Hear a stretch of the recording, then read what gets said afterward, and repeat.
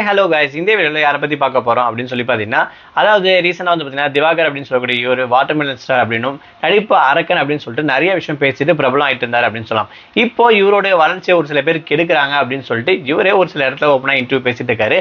அதுக்கான பின்னணி என்னன்றது தாங்க இந்த வீடியோவில் பார்க்க போகிறோம். ஸோ நம்ம சேனலை ஃபஸ்ட் டைம் பார்க்குற பர்சனாக இருந்தீங்கன்னா நீங்கள் மறக்காம நம்ம சேனலை சப்ஸ்கிரைப் பண்ணிக்கோங்க. அப்போ தான் நம்ம போடுற அடுத்த வீடியோக்கான அப்டேட் அண்ட் நோட்ஸ் வந்து உங்களுக்கு கிடைச்சிட்டே இருக்கும்.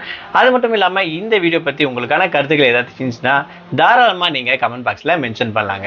ஸோ ரீசெண்டாக வந்து பார்த்தீங்கன்னா திவாகர் அவங்க வந்து ஒரு சில விஷயத்தில் வந்து பார்த்தீங்கன்னா ரொம்ப ஃபேமஸ் ஆகிட்டு பாசிட்டிவ் வைப்பில் போயிட்டு இருந்தாலும் இப்போ ரீசெண்ட் டேஸில் வந்து பார்த்தீங்கன்னா நெகட்டிவ் வைப் அவர் மேலே கிரியேட் ஆயிடுச்சு அப்படின்னு சொல்லலாம். அதுக்கான காரணம் என்ன அப்படின்னு சொல்லி பார்த்தீங்கன்னா அவர் பெரிய பெரிய பிரபலங்களை வந்து பார்த்தீங்கன்னா கொஞ்சம் தரைக்குறவா பேச ஆரம்பிச்சிட்டாரு அப்படின்னு சொல்லலாம். அது மட்டும் இல்லாமல் ரீசெண்டாக ஒரு பிரைவேட் இன்டர்வியூ வந்து பார்த்தீங்கன்னா அவர் கேட்ட கேள்விக்கு வந்து இவரால் கரெக்டாக பதில் கொடுக்க முடியல அப்படின்னு சொல்கிறாங்க.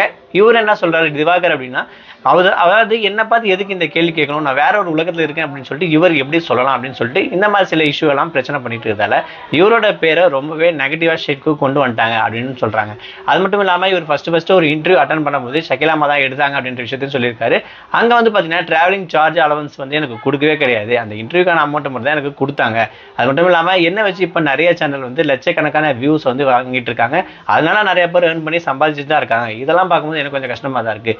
என்னைய வச்சு பாப்புலர் பண்ணி என்னை ட்ரோல் பண்ணிட்டு இருக்க இவங்க என்னை பிரபலம் படுத்திட்டு அதுலேருந்து பலன் எனக்கு இல்லைனா எப்படி அப்படின்னு சொல்லிட்டு ஒரு சில வருத்தத்தையும் வந்து பார்த்தீங்கன்னா தெரிவிச்சிட்டு இருக்காங்க அப்படின்னு சொல்லலாம். ஸோ இந்த மாதிரி நிறைய விஷயம் என்னை யூஸ் பண்ணிக்கிட்டாங்க. அது மட்டும் இல்லாமல் ஒரு சில படத்துல தான் நான் கமிட் ஆகிருந்தேன், ஒரு சில காரணத்துக்காக நானே விலகிட்டேன் அப்படின்னு சொல்லியிருக்காங்க. அதுக்கான காரணம் இப்போ ரீசெண்டாக போயிட்டு இருக்கக்கூடிய இந்த நெகட்டிவ் ஷேட் அப்படின்னு கூட சொல்லலாங்க. ஸோ அந்த அளவுக்கு வந்து பார்த்தீங்கன்னா இவரு கொஞ்சம் பிரபலமான இவரே வந்து பார்த்தீங்கன்னா பாசிட்டிவ்ல இருந்து நெகட்டிவ் சைடுக்கு மூவ் ஆயிட்டாரு அப்படின்னு சொல்லலாம். காரணம் பிரபலங்களை வந்து திட்டுறதும் கருத்துக்கள் தேவையில்லாத இடத்துலையும் சொல்றதும் அப்படின்னு சொல்லலாம். ஒரு காமெடின்ற விஷயத்தை அவர் காமெடியாக கொண்டு போன வரைக்கும் கரெக்டாக தான் போயிட்டு இருந்துச்சு. அதை தாண்டி ஒரு மற்ற ஒரு விஷயத்த வந்து பார்த்தீங்கன்னா ஒரு லெவலுக்கு அப்புறம் இவரே எல்லாம் மீறி அவருக்குள்ளே பயங்கரமாக நினச்சிக்கிட்டாரு என்னன்னு தெரியல. நம்ம வந்து வேற அளவுக்கு பண்ணிட்டு இருக்கோம், எல்லாரும் அப்ரிஷியேட் பண்ணுறாங்க அப்படின்றதில்ல. நம்ம அப்ரிஷியேட் பண்ண கிடையாது, இவங்க நம்மளை பார்த்து சிரிச்சிட்டு இருக்காங்கன்ற விஷயத்த மறந்துட்டு இவர் நிறைய விஷயம் பண்ணது தான் இங்கே மிகப்பெரிய ஒரு கொஸ்டினாகவும் கேள்விக்குறியாகவும் இருக்கு அப்படின்னு சொல்லலாம். அது மட்டும் இல்லாமல் இவங்க வந்து பெரிய பெரிய ஆளுங்களாம் பார்த்தீங்கன்னா அதாவது ஒரு சில பிரைவேட் சேனலில் வந்து அவங்களுக்கெல்லாம் நிறைய ரெஸ்பெக்ட் கொடுக்குறாங்க. பட் என்ன கூப்பிட்டா மட்டும் பேசும்போது நல்லா தான் ஃபோனில் பேசுகிறாங்க, நேரில் போய் கேட்கும்போது எனக்கு பிடிக்காத கேள்வியாகவும் நேர்மறையான கேள்வி வந்து பார்த்தீங்கன்னா என்னை பார்த்து கேட்குறாங்க. ஸோ இந்த ஒரு விஷயம் ரொம்பவே எஃபெக்ட் ஆகுது அப்படின்னு சொல்லிட்டு மற்ற பிரைவேட் சேனலில் வந்து பேசிகிட்டு இருக்காரு. ஆனால் அங்கேயும் இதே நிலைமை தான் இவருக்கு நடக்குதுன்ற விஷயம் தெரியாமல் இருக்குது அப்படின்னு சொல்லலாம்.